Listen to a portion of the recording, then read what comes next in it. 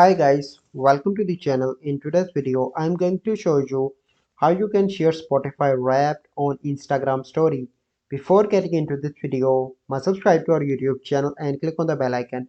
So the first step you simply need to do is to open your Spotify application and then you need to click on your Wrapped and then you need to come to the last story and you need to wait here for a few seconds so that the story will be finished, and after that you have an option to share. You can select any color from here according to your choice, and then you need to click on share in the bottom, and here you need to scroll up and here you can see the option of Instagram stories. Click on that and here you can see that, and you simply need to share that onto your Instagram story.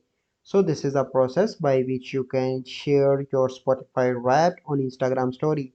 I hope you find this video helpful. If you find this video helpful, must like this video, subscribe to our YouTube channel for future videos. We'll see you in the next video. Thank you, have a good day.